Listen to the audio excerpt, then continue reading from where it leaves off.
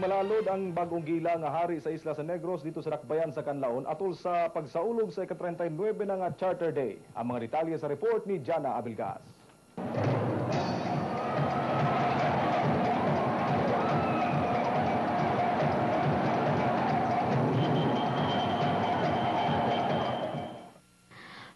Kausapa mi arangkada na sab ang pinaka-prestigiyoso male pageant sa Visayas, ang Hari ng Negros Ginoong Canlaon 2006.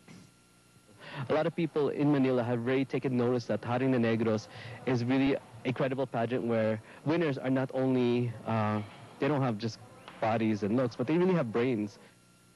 24 ka mga contestants gikan sa nagkadaian dakbayan ug lungsod sa Negros Oriental ug Occidental ang mipasar sa screening alang sa kompetisyon nga mas gihashasan pa pinaagi sa pre-judging nga gipahigayon pipila ka oras sa wala pa magsugod ang kompetisyon.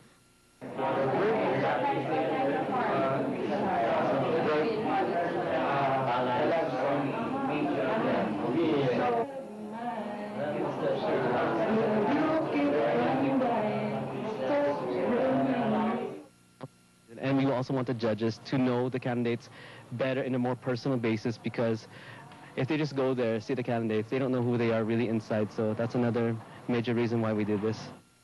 Dili sa basta-basta ang mga hurado nga gilakipan sa mga inilang personalidad sa natad sa international film ug modeling.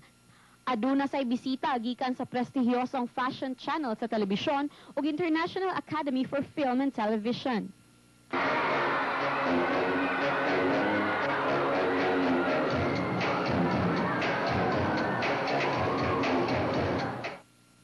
Wala pa kiyasa sa Canlaon ang mga bugat ni ining mga bisita. Production number pa lang, hugot na ang dagan sa kompetisyon hangtod na sa katapusan. Our first semi-finalist is candidate number 21 from Dumaguete City. Gikan sa 24 ka mga contestants na himong napulo ug maunay mitubag sa pangutana gikan sa mga hurado. Nasorpresa ang kadaghanan sa pagsulod sa top 10 sa pambato sa Escalante City nga nahimong darling of the crowd. Apan milahutay ang Escalante hangtod sa top 5. Number 12,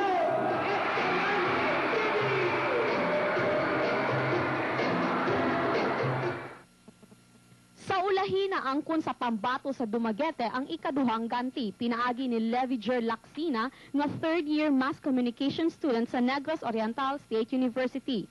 The question is very, very relevant because when you become Hari ng Negros, you become an ambassador of goodwill on Negros Island. You promote tourism, and it is your responsibility to show and convince people and investors to come to the island. The word Negros, our island is called Negros because of the original tribes that live here. They were called the Negritos. Apana himong mananaog ang pambato sa Himalalod nga si Mark Fabillar kinsa mipakita sa iyang lantip nga pangisip ug panghunahuna nga giubanan sa hugyaw sa mga katawhan sa matag tubag nga iluwat niini.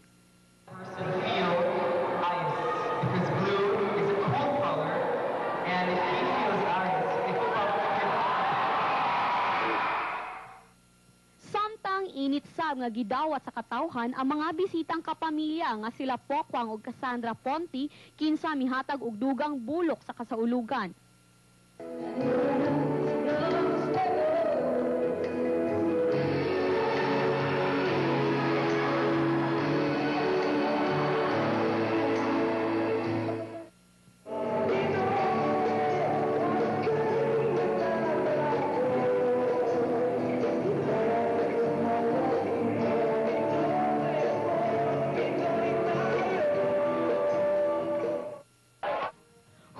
Dula balik ang tanan sa kalihukan. Bisita usab ang Sugbuhanon nga si Jude Bacalso. Sa kinatibukan mahulagway nga malamtang puso ng kasaulugan base sa suporta nga gipakita sa mga katawhan.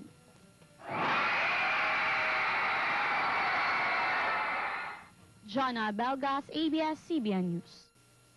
Jana Abelgas, ABS-CBN News.